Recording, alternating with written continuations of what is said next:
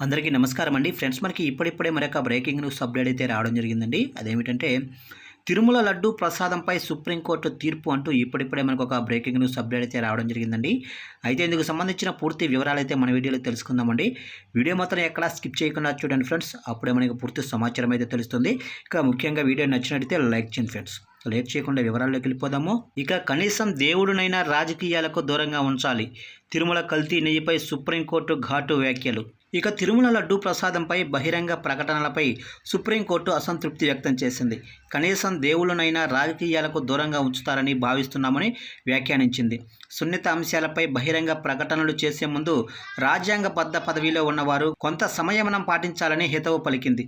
లడ్డూ వివాదంపై దాఖలైన 4 పిటిషన్లపై విచారణ జరిపిన న్యాయస్థానం ఈ విషయంపై ఏపీ ప్రభుత్వం నియమించిన సిట్టుని కొనసాగించాలా, స్వతంత్ర సంస్థతో విచారణ జరపాలా అన్న నిర్ణయం తీసుకునేందుకు సహకరించాలని సోలిసిటర్ జనరల్ను సుప్రీంకోర్టు కోరింది. ఇక తిరుమల లడ్డూ కల్తీ వ్యవహారంపై సుప్రీంకోర్టు పర్యవేక్షణలో విచారణ జరపాలని బీజేపీ నేత సుబ్రహ్మణ్య స్వామి, వైఎస్ఆర్సీపీ ఎంపీ వైవి సుబ్బారెడ్డితో సహా 4 వేరువేరుగా దాఖలు చేసిన పిటిషన్లను జస్టిస్ బిఆర్ గవాయి, కేవీ విశ్వనాథన్తో కూడిన సుప్రీంకోర్టు ధర్మాసనం కలిపి విచారణ చేపట్టింది. తొలుత సుబ్రహ్మణ్య స్వామి తరపున న్యాయవాది రాజశేఖరరావు వాదనలు వినిపించారు.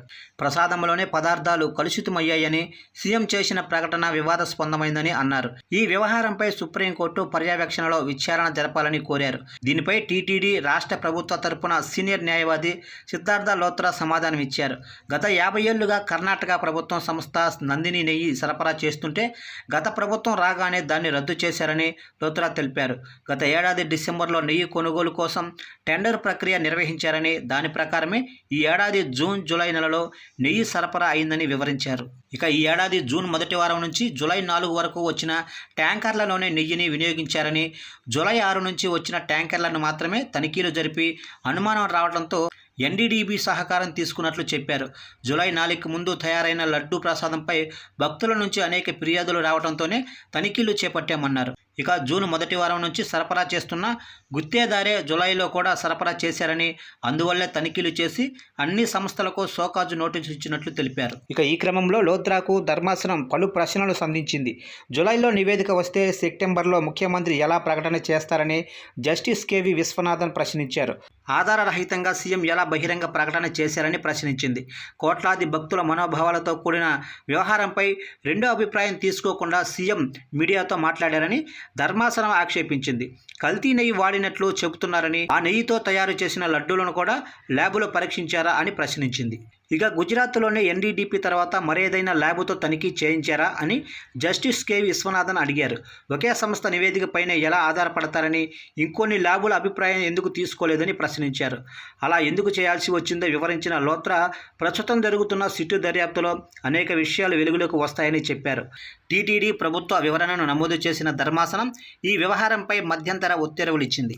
ఇక గత ప్రభుత్వం హయాంలో తిరుపతి లడ్డూల తయారీకి జంతువుల కొవ్వు వినియోగిస్తున్నట్లు ముఖ్యమంత్రి బహిరంగ ప్రకటన చేశారని, ఇలాంటి కల్తీ నెయ్యిని ఎప్పుడూ ఉపయోగించలేదని టీటీడీ ఈవో పేర్కొన్నట్లు కొన్ని పత్రికా కథనాలు కూడా చూపిస్తున్నాయని ధర్మాసనం పేర్కొంది. రాష్ట్ర ప్రభుత్వం నిర్ణయించిన విధంగా ఈ విషయంపై విచారణ అవసరం అని కోర్టు పేర్కొంది. దర్యాప్తు ప్రక్రియలో ఉన్నప్పుడు ఎలాంటి ప్రాతిపదిక లేకుండా ప్రజల మనోభావాల్ని ప్రభావితం చేసేలా రాజ్యాంగపరమైన ఉన్నత స్థాయిలో ఉన్నవారు ప్రకటన చేయడం తగదని తాము ప్రాథమికంగా భావిస్తున్నట్లు సుప్రీంకోర్టు మధ్యంతర ఉత్తర్వుల్లో అసంతృప్తి వ్యక్తం చేసింది. ఇక దేవుడినైనా రాజకీయాలకు దూరంగా ఉంచండి, కోట్ల మంది భక్తుల మనోభావాలకు సంబంధించిన వ్యవహారమని, కనీసం దేవుడినైనా రాజకీయాలకు దూరంగా ఉంచుతారని భావిస్తున్నామని వ్యాఖ్యానించింది.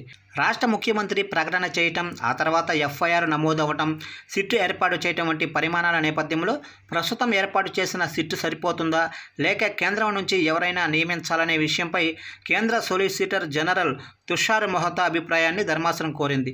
దీనికి సొలిసిటర్ జనరల్ కొంత సమయం కోరటంతో తదుపరి విచారణను గురువారం మధ్యాహ్నం 3:30కు వాయిదా వేసింది. ఉన్నత పదవుల్లో ఉన్నవారు కొంత సంయమనం పాటించేలా మీ క్లయింట్లకు చెప్పాలని టీటీడీతో పాటు ప్రభుత్వ న్యాయవాదులకు ధర్మాసనం సూచించింది.